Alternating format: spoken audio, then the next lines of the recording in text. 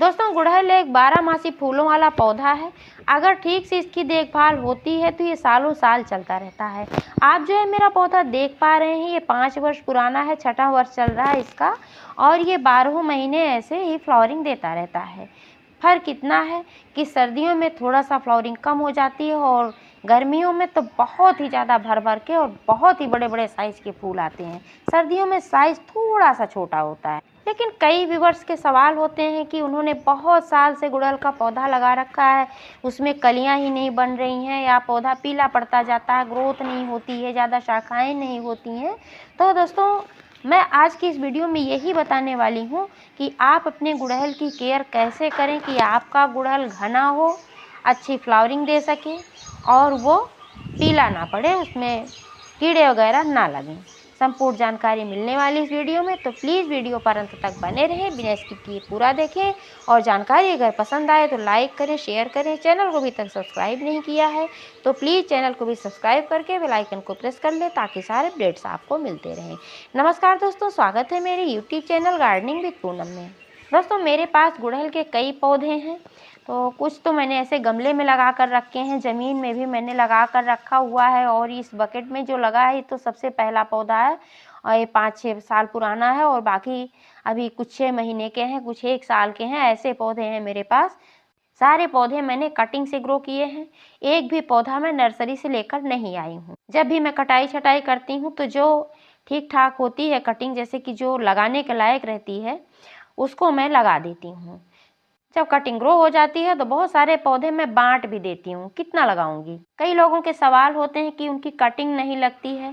तो दोस्तों कटिंग लगाने के लिए सबसे पहली चीज़ तो ये ज़रूरी है कि आप जो भी कटिंग यूज कर रहे हैं वो बीच की कटिंग लेनी है, ना बहुत पतली और ना बहुत मोटी। बहुत ज़्यादा हार्ड होती है वो भी कटिंग लग नहीं पाती, जल्दी से सूख जाती है।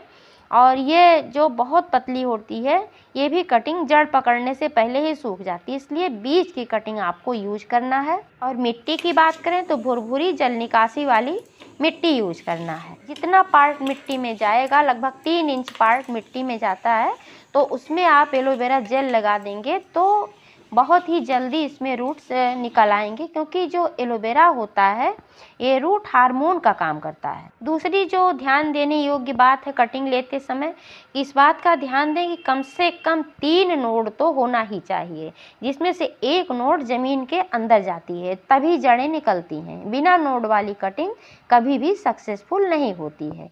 तो दोस्तों ये तो हो गई कटिंग लगाने की बात कि कैसे कटिंग ग्रो करनी है। अब मैं बात कर लेती हूँ कि गुड़हल के पौधे को कैसे स्वस्थ रखें और कैसे इससे ढेर सारी फ्लावरिंग लें। तो सबसे पहली बात तो यह है कि आपने गुड़हल के पौधे को जिस जगह पर रखा है वहाँ पर कम से कम 5 से 6 घंटे की धूप आती हो। इससे कम धूप में पौधा चल नहीं पाता है, फूल तो बिल्कुल भी नहीं आते। यही पानी की बात करती हूँ दोस्तों, तो सर्दियों के सीजन में आप रेगुलर पानी ना दें, क्योंकि नमी इसमें बनी रहती है। एक दिन पानी अगर आपने दे दिया तो कई कई दिनों तक इसमें पानी सूखता नहीं है, क्योंकि मेरे यहाँ तो ऐसी ही कंडीशन है, धूप भी नहीं निकल रही है। तो बहुत ज़्यादा पानी देने से बचें, क्योंकि ज़्यादा पानी हो जाता है तो जड़ें सड़ने लगती हैं, पौधा स्ट्रेस में चले जाता है, ऑक्सीजन जड़ों तक नहीं पहुँच पाता है, इससे पौधा पीला पड़ने लगता है। अगर उसमें फ्लावरिंग हो रही तो कलियाँ गिरने लगती हैं। इसलिए मिट्टी में नमी तो हो लेकिन एक्स्ट्रा पानी नहीं होना चाहिए। जब थोड़ी सी ऊपर से ड्राई लगे कि हाँ भुरभुरी हो गई है मिट्टी, तब आपको पानी देना चाहिए। गुड़हल हैवी फीडर होता है, इसलिए 1 महीने में 1 बार गोबर की खाद इसमें ज़रूर डाल देना चाहिए। एनपीके की बात करें दोस्तों, तो गुड़हल में जो एनपीके यूज किया जाता है उसका अनुपात 7, 6 और 5 का होना चाहिए। गुड़हल के पौधे पर अक्सर कीटों का भी अटैक होता रहता है, जिसमें मिलीबग्स बहुत ही ज़्यादा इस पर अटैक करते हैं, जो सफ़ेद वाले कीड़े होते हैं। इससे अक्सर पौधा ख़राब हो जाता है। बहुत लोगों के कंप्लेंट्स आते हैं कि मेरे पौधे में तो बहुत सारे सफ़ेद कीड़े आ गए, चींटियाँ आ गई हैं। तो इनके लिए आप नीम ऑयल का इस्तेमाल कर सकते हैं, कोई भी कीड़ा नहीं आएगा, चाहे जो हो, एफिड्स हो, मिलीबग्स हो, स्पाइडर माइट्स वगैरह हो, सबके लिए बहुत ही अच्छा होता है। आप चाहें तो नीम की पत्तियों से भी कीटनाशक बना करके यूज कर सकते हैं। नीम की पत्तियों से कीटनाशक कैसे बनता है इसका वीडियो मेरे चैनल पर आपको मिल जाएगा, चाहे तो आप डिस्क्रिप्शन में इसकी लिंक देख सकते हैं, मैं डाल दूंगी। दोस्तों गुड़हल के पौधे में पोटेशियम की जब कमी होती है तो पौधे की ग्रोथ नहीं हो पाती, पौधा पीला भी पड़ने लगता है और कलियां नहीं बनती हैं।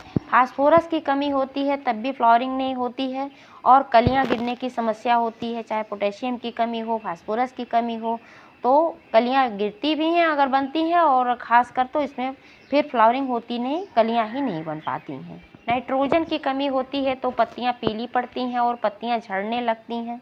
कैल्शियम की कमी हो जाती है तो पौधे में तमाम प्रकार की इसमें विकृतियां आ जाती हैं, क्योंकि जो कैल्शियम होता है वो पौधे को रोगों से लड़ने की क्षमता प्रदान करता है।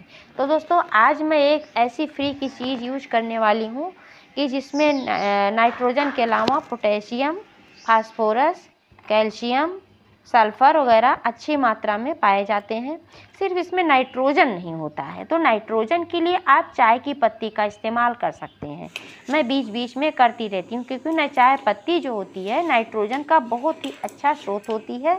लेकिन क्वांटिटी का ध्यान रखें। अगर आपका कंटेनर 18 से 20 इंच का है और अगर आप फ्रेश चाय की पत्ती यूज कर रहे हैं तो सिर्फ एक छोटा चम्मच ही आप यूज कर सकते हैं, क्योंकि मात्रा अधिक होने से पौधा खराब हो जाता है। और अगर यूज्ड चाय पत्ती इस्तेमाल कर रहे हैं, जो चाय बनाने के बाद सुखा कर रख लेते हैं हम लोग धो करके, तो उसका अगर आप इस्तेमाल कर रहे हैं तो उसमें पोषक तत्व कम हो जाते हैं उबलने के कारण, तो उसका इस्तेमाल आप 2 बड़े चम्मच कर सकते हैं।